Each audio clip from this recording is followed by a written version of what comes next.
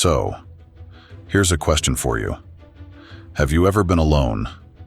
Alone with your thoughts in the quiet of the night, where nothing distracts you, and suddenly, the noise of the day fades into silence, and all you're left with is a haunting question. What's the point of all this? Why do we push ourselves day in and day out? Why do we strain and struggle to climb some invisible mountain when, at the end of the day, we all meet the same fate? Life can feel like this endless repetition. Work, eat, sleep, repeat. Sometimes it's like you're running on a treadmill, pouring out everything you've got, and still, you feel empty. And you're not alone in feeling this. This very question, this void, has haunted humanity for centuries. Great thinkers, philosophers, poets, they've all grappled with this same dilemma.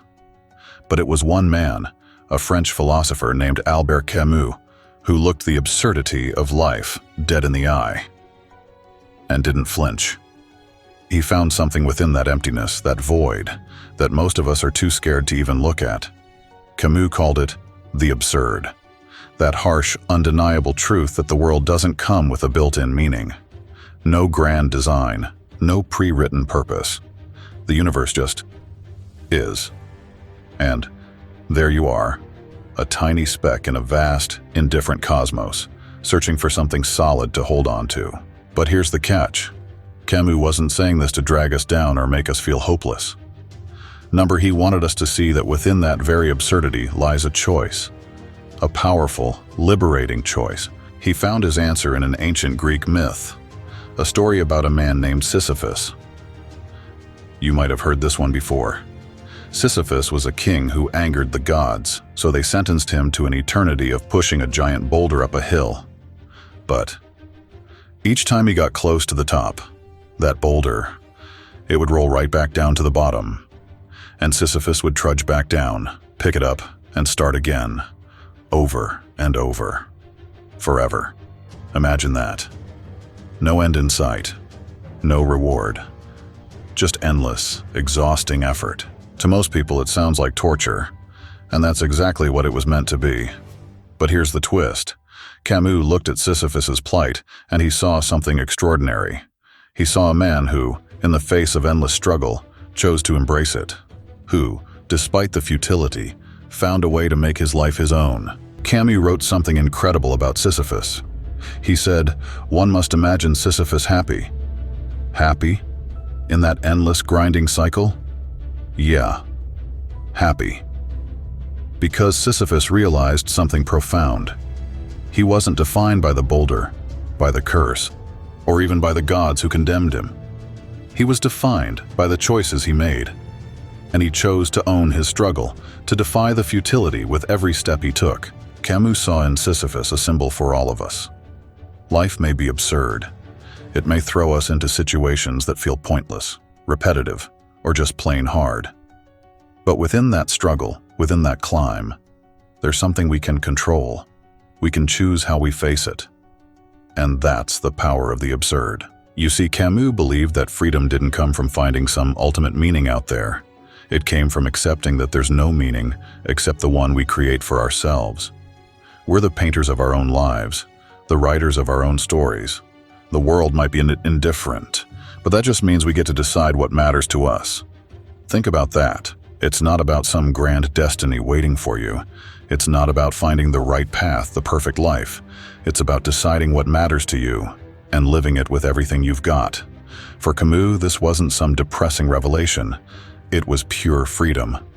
Because when you're no longer searching for some elusive meaning out there, you're free to find purpose in the small things. The relationships you build, the goals you set, the moments you live. This isn't about some fairy tale ending where all the pieces fit together perfectly. It's about looking at the mess, the chaos, the unpredictability of life, and finding your own reasons to smile through it. When we confront that void, when we embrace it, we become stronger than any meaning we could have found. We become resilient. We become unstoppable. And that's why I want you to remember Sisyphus. Not as a figure of tragedy, but as a symbol of defiance, of purpose, of strength. Imagine him standing at the foot of that mountain, hands raw, sweat dripping, and that boulder at his feet. And he knows. He knows that no matter how many times he pushes it up, it'll roll back down. But he's there, ready, grinning. So, here we are. We've come face to face with the absurd. We've confronted that empty, endless space where all our questions hang unanswered, floating in the dark. And instead of looking away, we've chosen to look closer. Imagine this. Sisyphus, standing at the foot of that hill, watching his boulder roll down again. And instead of despair, he feels alive. There's a fire in his chest, a spark that lights up with every push, every ounce of strength. Not because he's going to win some reward, or because his journey will ever end, but because he's alive in the struggle. And that, to him, is enough. And that's the beauty of it.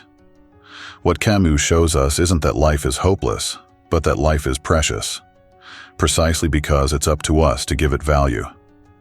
There's no meaning waiting for us out there in some grand cosmic plan.